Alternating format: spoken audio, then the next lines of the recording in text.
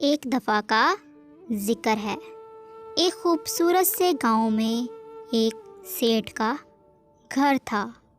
اس گھر میں سیٹھ اپنے نوکر بھولے کے ساتھ رہتا تھا۔ بھولا بہت ہی نکما اور بیوقوف تھا۔ سیٹھ ہر بار بھولے کو بھولا سمجھ کر معاف کر دیتا تھا، لیکن بھولا بیوقوف ہونے کی وجہ سے بار بار غلطیاں کرتا تھا۔ ایک دن سیٹھ بھولے کو ساتھ لے کر گھر کا راشن لینے کے لیے گاؤں سے شہر جاتا ہے اور وہ چلتے چلتے راستہ بھول جاتے ہیں۔ تو سیٹھ بھولے سے کہتا ہے، ارے بھولے، درخت پر چڑھ کر تو دیکھ، کہیں ہم راستہ تو نہیں بھول گئے۔ تو بھولا درخت پر چڑھ جاتا ہے اور کہتا ہے، سیٹھ، ہم تو راستہ بھول گئے ہیں۔ تو سیٹھ بھولے سے کہتا ہے، چل جلدی سے نیچے اتر جا، ہم دوسرے راستے سے گھر جاتے ہیں۔ تو بھولا سیٹھ سے کہتا ہے، ارے مالک، مجھے تو نیچے اترنا ہی نہیں آتا۔ جس پر سیٹھ بھولے سے کہتا ہے، ارے بیوقوف، جب تجھے نیچے اترنا نہیں آتا تو تم اوپر چڑھا کیوں تھا؟ جلدی سے بھولے نیچے اترا، ورنہ جنگل میں سے ڈاکو آ جائیں گے اور وہ ہمیں لوٹ لیں گے۔ سیٹھ ابھی کہہ ہی رہا ہوتا ہے کہ وہاں 2 ڈاکو آ جاتے ہیں اور سیٹھ کے پاس جو کچھ ہوتا ہے وہ ڈاکو لے جاتے ہیں اور جاتے جاتے بھولے کو درخت سے دھکا دے جاتے ہیں۔ بھولا اٹھ کے کھڑا ہوتا ہے تو سیٹھ اس پر بہت غصہ کرتا ہے، ارے بھولے، تیری وجہ سے آج مجھے بہت نقصان اٹھانا پڑا، تو بہتر ہے تو کل سے کام پر نہ آ۔ یہ کہہ کر سیٹھ بھولے کو کام سے نکال دیتا ہے۔ اس دن کے بعد بھولے کے پاس کوئی کام نہیں ہوتا، تو وہ سوچتا ہے کہ جنگل سے کچھ لکڑیاں کاٹ کر ہی شہر بھیجاؤں تاکہ گھر چل سکے۔ اور یہ کہہ کر وہ بیوقوف ایک درخت کی شاخ پر بیٹھ جاتا ہے اور اسی شاخ کو کاٹنا شروع کر دیتا ہے۔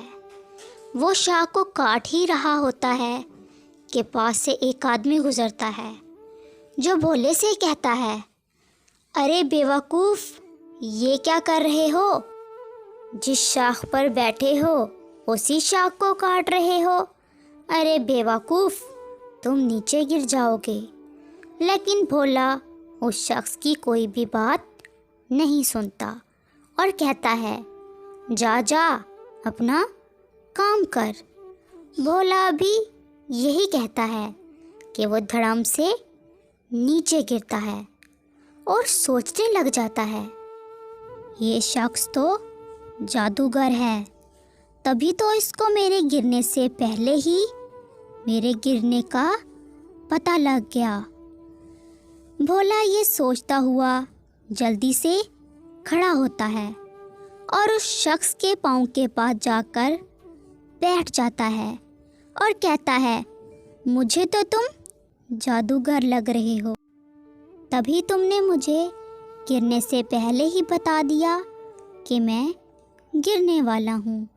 اب جلدی سے مجھے اپنے جادو سے یہ بتا دو کہ میں کب مروں گا۔